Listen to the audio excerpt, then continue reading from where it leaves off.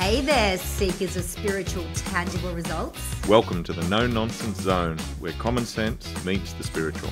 I'm Jason Parks. I'm Emma Romano, your unapologetically real spiritual guides. We don't sugarcoat, we don't dance around the woo-woo, we just deliver the raw, kick-ass truth. Join us each episode as we dive deep into the mystical, cut through the bullshit, and show you how to manifest the tangible results you've been craving for. No fluff, no filters, just two mentors on a mission to elevate your mind, body and soul. Get ready to transform your life like never before. This is Soul Aligned Results, where spirituality meets the real world. Welcome, everybody. This is Emma Romano and the amazing Jason Parks. Hey, guys, before we start, we just want to say thank you so much for taking the time to come in and listen to these. We know that you are getting so much out of it because I keep getting private messages, emails. So's Jason. It's fantastic. We really super encourage you to jump onto our website at soulalignedresults.com and also jump on our Facebook group and get super involved in there. And tell us what you want to hear from us as well, because we are here for you specifically. And we want to make sure we're delivering to you oh my God, specifically. It is a Monday morning. I just need to put English back into my mouth and speak it accordingly. Today's going to be amazing. We're talking about paradigms. So I'm going to hand it over to the legend himself. Go for it, Jason. All right, Emma, thank you. You're welcome. So I was going to talk about, this is going to be an interesting one because paradigms, I remember when I first really started to encounter this, many years ago, I was doing a small business course at TAFE. And one of the books that we had to study in that was the 7 Habits of Highly Effective People. Mhm. And one of the chapters in that book is about paradigms. I didn't really understand it. Like I understood it when I was reading it, but I didn't understand just how important that bit of information was. And then years later, I was studying under a mentor who was part of Bob Proctor's inner circle. Mhm. And paradigms came up again in a big way. But their perception of it just really unpacked it a lot. And it was a huge thing. And since then, it's just been an ongoing part of my understanding about this work, whether it's spiritual or whether it's what you're trying to create through your business, your relationship, whatever. It's huge. So what a paradigm is a mental model. It's the framework in which we view our reality. Mhm. So it is to give you an idea, right? If I say I have an idea, and that idea is that rich people are bad, Mhm. then what happens with that? I think I have an idea. Rich people are bad. Yeah, that's what I'm thinking. You're actually thinking a whole range of things underneath that that you're not even consciously aware of. So if you meet somebody who's doing slightly better than you, then what will happen is you'll start to be judging them about whether or not they're good or bad people. You start to be making moral judgment on a person based on whether or not their clothing's a little bit better than yours or their car is a little bit better than yours by your perception. It's not necessarily that it's right or wrong, it's what you're deciding is right or wrong. You'll also do the opposite. You'll invert it. So you'll say, okay, I've got somebody who's poorer than me, and you'll find them more trustworthy, more more likable, Mhm. simply because they got less than you, and you're not even aware of it because this is not an idea that's in your head. It's the entire filter system that is judging whether or not these ideas, like where everything is stacking within these ideas. And yeah, so the It's pretty terrifying, big. It's pretty big. It's like you think of all the belief systems that we hold, and there's a whole universal world around that belief system, really. yeah, and most people are completely unaware of it. They're Yeah. unaware. There's a principle called cultural literacy, Mm. and what that means is it's just understanding where things come from. So if you don't understand the framework, um, Like there's a saying which is beware Greeks bearing gifts, right? So I'm very sorry to our Greek listeners. This is a term that is thrown Why? around, but it comes from the Iliad. It comes from the basically mythological history of the Trojan War between Oh, the because Greeks and the yeah, Trojans. that's And at the end of it, they won the battle through deceit by leaving an offering of a giant horse, right. Mm-hmm. and inside was a special forces unit. And they then opened the gates, let the armies in, slaughtered everybody, completely destroyed Troy. So we have this saying about, sometimes you get abbreviated forms. They say, oh, it's like Greeks bearing gifts. What they mean is it's deceitful or treacherous. What's not commonly known is the original saying, which is even worse, which is do not trust Greeks even when bearing gifts. Oh, wow. So, but this is the framework. This So is we not look true, at our all this. beautiful Greek listeners. I I've got know, right? Greek But family and they are the most beautiful, generous people and they do give great gifts that's right. Beautiful with people. no repercussions. It's beautiful people, but it's an assumption. So these Yes. assumptions go on, and they, like I said, it modifies, it modifies, it modifies, and we don't have any idea about where it originally comes from. And that cultural literacy means that we are any saying that we use has a cultural background. Mm-hmm. Unless it's words that you have deliberately chosen to put through your own mouth, it is something that somebody else has made up within a certain context. Mm. And that's really important because that gets back to the very foundation of how our mind is constructed. So, from a few months before we're born, right through to about 7 years of age, at the change of teeth, really, where the baby teeth fall out and the adult teeth start to come in, there is a process of brain development that continues through your entire life. But Mm-hmm. in that first 7 year block, what's happening is you essentially do not have parts of the brain that allow you to have space, that allow you to have discernment. You just are a sponge.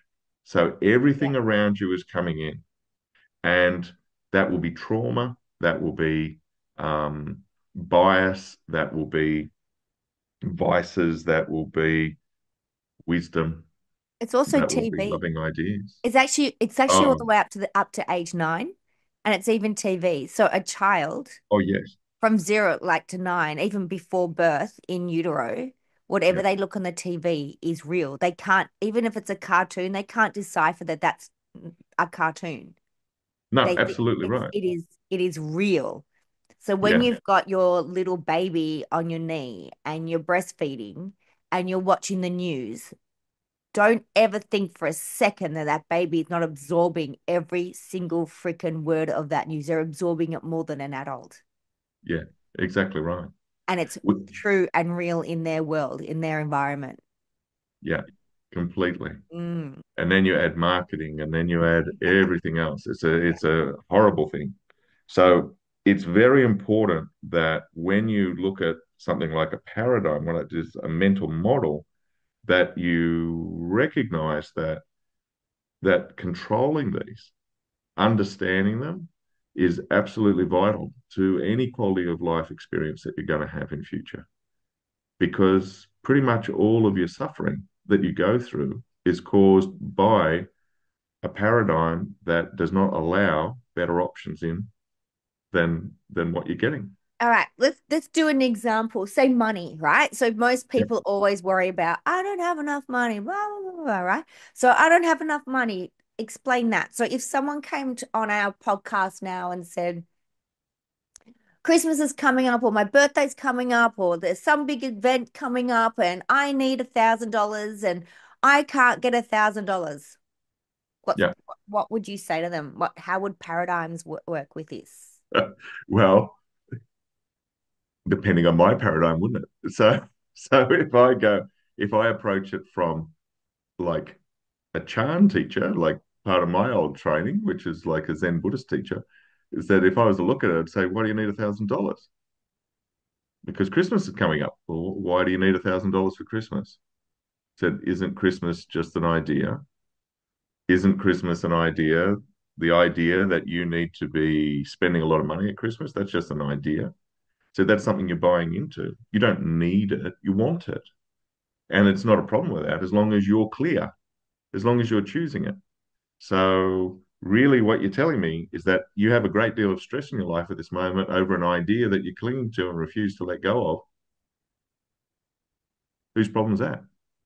So how do paradigms work in with this? Well, paradigms is there's an assumption that I need to spend a lot of money at Christmas because without that, I won't have the respect of my friends, my family, my peers. Maybe my children won't respect me. Maybe I'm afraid of losing love. Maybe I'm worried about separation, abandonment. So, this is actually what I'm spending money on. I'm walling myself away from the potential of loss. Mm. I don't want to buy anything.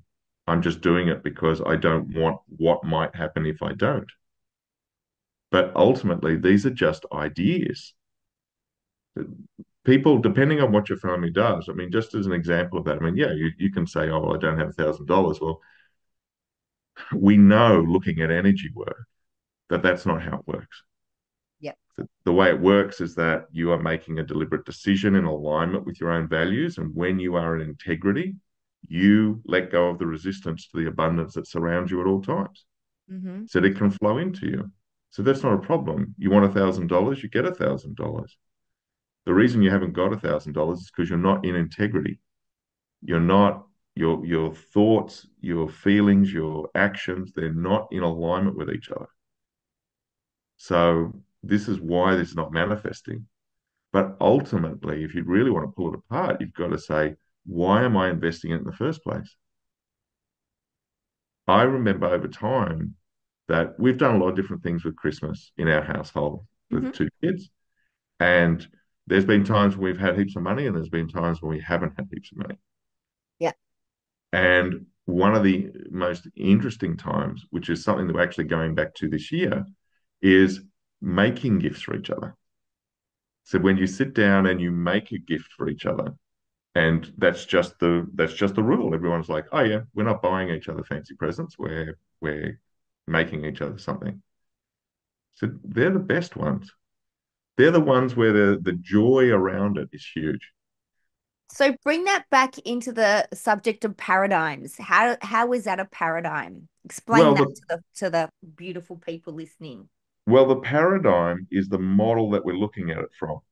So if So the model so I just need to get this in my own head as well. So the yeah, model sure. is that say Christmas, we don't need the $1,000. We're going to make each other presents, right? So that's Yeah. beautiful. So the mental model is making the present is more important than me having $1,000 and going to the shops and buying something.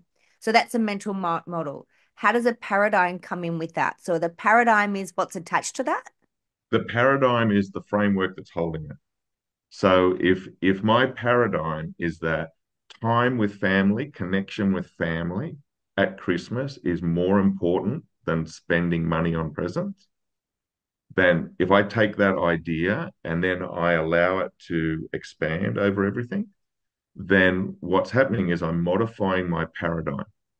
So my paradigm might be that Christmas is important and I have all these other aspects. It's important because you've got to spend a lot of money, and it's stressful because you've got to spend a lot of money. You've got to have all these things. You've got to have your house decorated. You've got to buy good presents.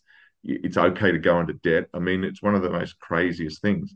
So when we look at people struggling financially, one of the biggest factors is credit card debt, which is high interest debt that people go into in massive amounts Mm, for Christmas, which is a made up idea about what is important.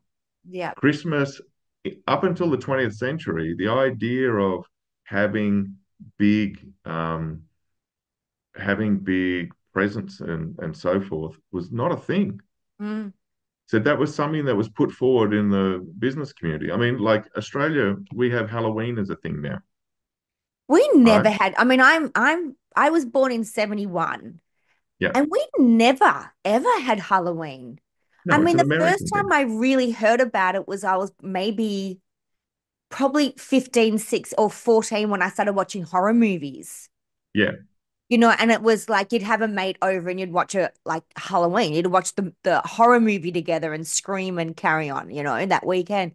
But we never heard like in Australia, that is, we never door knocked. It was just never a thing. no, exactly right. It wasn't in our cultural paradigm. Where The it's a idea, big thing now because I've gone 2 years in a row with my niece Zalia in Perth yeah, because I happen to be in Perth twice, and it's huge. Like everyone's dressed up. The mums and dads are more dressed up than the kids, yeah, and there's all kinds of stuff going on. So it is a completely different paradigm for me. yeah. And that's all it is. It's just changing your mind, giving Yeah. something significance. So, for me, like I can't stand Halloween. Mm-hmm. I love it in the US. I love Mm-hmm. looking at pictures of it in the US. I think that's fantastic because in the Northern Hemisphere, Halloween is the mid-autumn festival. There's a whole heap of reasons why those things are done. In England, there used to be the Mid-Autumn Festival was celebrated in certain parts of England where they used to refer to the mummers, which was that people that, mum's the word, is that people would turn up, they would have a big bonfire in the middle of town, and they would have a celebration. Everyone would come together. But people, when they finished, nobody said a word. People turned their clothes inside out or put other clothes on to disguise themselves, and they would get ashes from the bonfire and rub it on their faces. Because the idea was that everyone as a community came together so that the wayward spirits, the lost souls who had passed over in violence and confusion, would be given some grace and hope for ascension. Mm. Yeah. And because of that they're basically bringing together a lot of lost souls, the fact that your ancestors might attach themselves to you was why people would disguise themselves Oh, to as go home. got You don't you. speak and you Got disguise yourself to go home. That was part of the ceremony.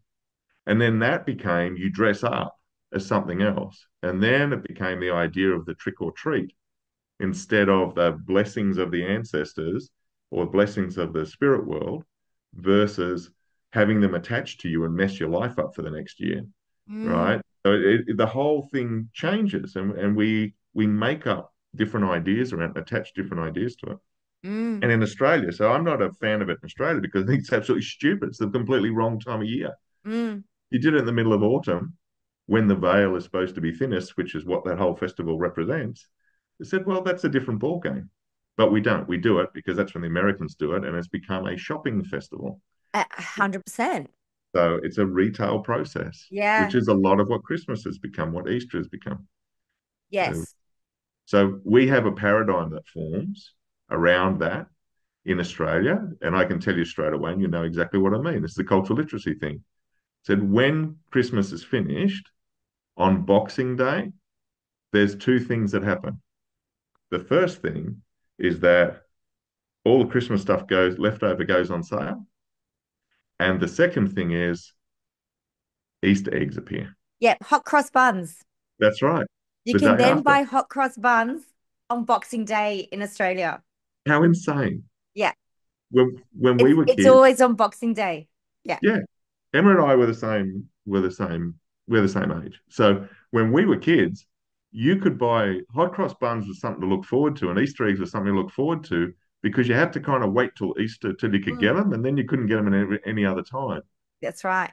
But now this idea that you're being trained like an animal, you are being trained that as soon as you've stopped buying this, you need to be buying that. Mm. It's your duty. It's Mm-hmm. your duty to bring up the profits of big chains. Absolutely insane. So, but this is how paradigms are formed. So, one of the things that's really important about this, and it's kind of to bring this to a conclusion for people. Mm-hmm. Paradigms are all we can do is introduce it to you today because it is a massive study. It is a massive study, and there's a traditional term for it, and it's called living a self-examined life. where we look Mm. at what we think, what comes out of our mouth, the actions we take, and we actually consider them before we do them. Hmm. It's a form of spiritual practice, and it's an important form of spiritual practice. When we go on retreats that we do, that Emma and I do, one of the things that I say to people on retreats is usually freaks people out, but it's this: I say, how can you be guaranteed of the truth? You make it up. True. And that is because everything you think is true now is already made up. Yes. It's the paradigm. So the paradigm is defining what your truth is. And a lot of that was that when you were a little baby, you were sitting in a room and you had something on TV, or you had a relative who maybe they were intoxicated, maybe they were in a highly distressed state, maybe they were playing out trauma patterns, Mm. pain body responses, and they said something and it wrote itself into your brain and you had no control over it. And that has governed you the rest of your life. And even if you don't have that, you can have it as intergenerational trauma in your DNA. I was working with a lovely woman yesterday, and we were working. She's done a lot of work on herself, and she's gone very, very deep, and she's exposing this stuff. And when we went to clear it, this was a trauma that was existing as a paradigmal response, like a paradigmal statement that she had not only from past life, but from that had repeated through past lives, even before she started coming to this planet. Yeah. And you look at it, you just go, well, how much am I thinking is my own? Well, it's whatever you choose it to be. So if you are deliberately making a decision to think in a certain way, then that thought is your own. Otherwise, it's probably not. So, Right. So I'm just getting my head around this word paradigm. yeah, I'm not familiar with the word paradigm. It doesn't, I don't really know what it means. yeah, But I think what you're saying is this. I'm going to sum it up. See, this is like real-time mentoring for Emma Romano today, by the way, everyone. So paradigms is your beliefs around something and the weight that it has. So, example, if I say, I really want to write a book, but I'm not good at writing, that's just a paradigm, that's a yeah? paradigm. Yeah, So then the density of that paradigm is the excuses that'll be made to writing the book, the anxiety that'll come with it, the procrastination. Is that a paradigm? Is that what we're talking about? yeah, that's the package of it. Whoop, whoop. Nailed it, everyone. I nailed Yeah, it. I got it. So that's it. here we go. We're doing a webinar tomorrow on scarcity and where we can be talking about paradigms because paradigm is if people say, I've I realize that people really hold such a thing about something will go is going to save them. So it could be Yeah, if I'm rich, I'll be saved. If I'm skinny, I'll be saved. Like I've got this client at the moment. She's a female, beautiful, really mega successful woman here in Australia. Um, she's a celebrity and she's in the fashion world. She's huge in the fashion world worldwide. And she's in her 50s. She's going through menopause. She has this little belly, like it's a menopausal belly, and she's stunning. She's got these little legs, these little arms, like she's beautiful. She's tall. She's gorgeous. She used to be a model, and her whole thing, she wants to be skinny. I said to her, yeah. and I pre-framed. I said, "Do you want to be healthy?" She goes, "Fuck healthy. I just need to be skinny." Mm, And I that, went, "Why do you want it?" So she's on Ozempic. She's on everything, and on Ozempic, she lost a lot of weight.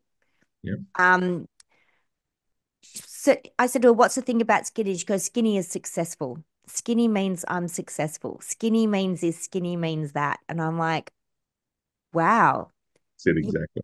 that's the paradigm then. That's the paradigm. Exactly. Yeah. So this is huge because I'm was explaining to her, who told you that? Mm, Because there's no way as a human being we would on our own pick up. I need to be skinny for people to accept me, for people to love me, for me to feel good, because it's Mm. not true, right? Obviously. Right. I mean, because you can look at, I'm not skinny and I'm loved and I feel whole and I feel great and I'm successful. And there's other people who are definitely not skinny and they're successful and they're loved and they're whole. So it's not true. But I said to her, who told you? Where'd you pick that up? She actually said it was her grandmother. Mm. So she's picked up her grandmother's model of her grandmother's world, that paradigm. Yeah. But what's suffering because of that is literally everything. Oh, absolutely. Like her relationship with her husband is horrendous. Her relationship with her boys, her young boys, terrible. Her business is going down because of this. Mm. Because she's holding on, but skinny will make me that. Not, I already am amazing and whole and beautiful and abundant. It's just she's got this. I call it the skinny pill. Mm. If I take the skinny pill, I'm okay. Yeah. So yeah, I totally understand where what paradigms are now. I hope that helps everybody understand paradigms and what paradigms are doing. And I like my head, I'm sitting in my head now going, wow, what models of my world are not working for me at the moment? Yeah. It's a really important question. And it's actually, I want to leave people with a tool. So, Yes, so please. this is how you work with that. It's a process which is commonly called paradigm modification. It's very simple, right? What you do is you perform deliberate repetition of an idea because that's how you got it in the first place. Mm-hmm. A Yep. deliberate, you got a repetition of an idea. If you grow up, like with that individual, you grow up and your grandmother's constantly reinforcing an idea on you. And that could be that maybe you put a little bit of weight on, you put a bit of weight on, then suddenly she's cold to you. Then that's reinforcing the idea that it's true. Mhm. And you know it's true because people are treating you differently. And then you lose weight, and then everybody's fawning all over you and saying how beautiful you look. So Mhm. of course you're gonna find that work. So when you get an idea that you realize isn't working for you, paradigm modification can be done one of two ways. One requires a skilled therapist, and I have to say, not to blow smoke for Emma, but Emma's systems that she uses are the best I've ever seen because it can Oh, do it, it thank can do you. it in seconds. All Yeah, right. It can do it in seconds. It can take an idea that's lodged firmly in your subconscious and change it. yeah. And it's a huge thing. But Thank that you. requires very skilled professional help to be able to do that. Right. If you don't have access to that and you're prepared to put the work in, then you have to do it through repetition. And one of the ways is almost like how kids used to write lines, I Mm-hmm. will not be naughty in school, Yep. right? You do the same thing. So you write in there that I am. If you say that I want to be wealthy, but rich people are bad, Mm-hmm. right? This is one we commonly see, and we'll see it a lot tomorrow when we do this Webinar. yeah, the masterclass If because anybody wants a people masterclass, got because when you listen to it, it'll be done and dusted. It'll be on our website, available for you guys. We have 3 on there at the moment that is available to anybody to watch and with a workbook. And they really are phenomenal. They're very deep, very strong. we pack it So in. yeah, they're Yeah, great. we pack it in. So when you modify it, what you've got to do is you've got to deliberately choose an idea, and then you've got to, through repetition, keep reinforcing that idea until it literally changes the brain, the patterning in the brain. Yeah, and I can tell you how the quickest way to get an idea, this the reason why we get it is not just repetition, it's also authority. So anybody in who Mm. you think is an authority, Yeah, um, yeah, you'll pick it up something from that. So it's anyone in authority and repetition. yeah, yeah, That's the quickest and easiest way of picking up an idea unconsciously or consciously, whether that is good or bad. yeah. That's right. At And any age as well, at any age. Now, like I'm 53 at this age, and even when I was 1, it's yeah, it's authority and repetition. yeah, So repeatedly, everybody tell yourself this, say this out loud. I Remember now, say this out loud to me. I am fucking awesome. Keep saying that. Just keep saying that. I am fucking awesome. You're already complete and whole. Yeah. It's just a paradigm that you're not. And I'm going to be honest with you, there's times when I don't feel complete and whole. I freak out, but then it's just a beautiful opportunity for me to practice what I'm preaching. Yeah.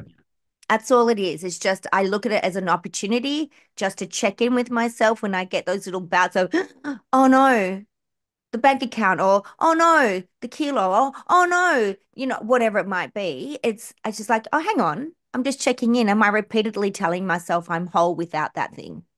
Yeah. Am I repeatedly telling myself I'm good, I'm safe, I'm fine, I'm awesome? Oh, maybe I forgot yesterday. And that's why because anxiety and these little anxious feelings is not an invitation for you to go, oh, I have anxiety. It's an invitation for you to look at where you're out of alignment with your natural self. Exactly right. Exactly right. That's all anxiety is. It's just a very quick feeling. But when we then go into the paradigm of anxiety, look at me getting this paradigm stuff, Jason, far out. Such a good mentor. Jason is my mentor, by the way, for those who don't know. 8 a.m. every Tuesday on the clock. Cool. um, so if people have this anxious feeling, it's just an invitation for you to go, oh, where am I out of alignment with my awesomeness? Where have I been trying to kid myself that I am not here on purpose, that I'm not here for a reason? Have I thought that I'm here on a mistake, or am I out of alignment with who I really am? Because that's all it is. Yeah. And it will never, ever, ever, ever be that you are better than what you think you are. You won't be out of alignment with that. You will only ever be out of alignment of thinking that you're not as good as what you actually are. Yeah. And that in itself is the most important point, because your reality is formed by the mental models that you hold. The paradigms that you hold are literally manifesting the reality around you, because you will not allow yourself to see opportunities beyond what makes sense to you. It will not allow Yeah. you to solve problems beyond what makes sense to you. So you will literally, whether you believe in any of the woo-woo side of things, if you say, all that manifestation business is nonsense, it's just very simple. If you can't see an opportunity, you won't take it. If you Mhm. can't see a problem is solvable, you won't solve it. Mhm. So it's very, very logical. Mhm. And it's absolutely what you're saying is absolutely vital. Yeah. Thanks, everyone. Jason, great podcast. I learned so much in this one. Thank you so much. Guys, please, please, please contact us. We love to hear from you. I got a beautiful message this morning, by the way, at like 6 a.m. this morning from a woman, and she took a screenshot, and she has her 4 top favorite podcasts, and ours is number 2. Very good. So I was I'll like, take oh my that. God, that's massive. I love that. Thank you so much. So it was really, really great. And I got another message yesterday, a handwritten message. She hand wrote it and then took a photo of it saying, we did a podcast that really helped her relationship with her husband, and she's very, very grateful. That's beautiful. It's really beautiful, isn't it? I love it. I love it. So please, guys, if there's anything you want us to talk about, let us know. Um, if you want to have a chat with us, jump on our website. We've got retreats, we've got workshops. You can work one-to-one with us. We're here for you. We just want to make this world better. So let us, please let us. See you guys. We will see you next podcast. Love ya. Thank Bye. you all. Bye.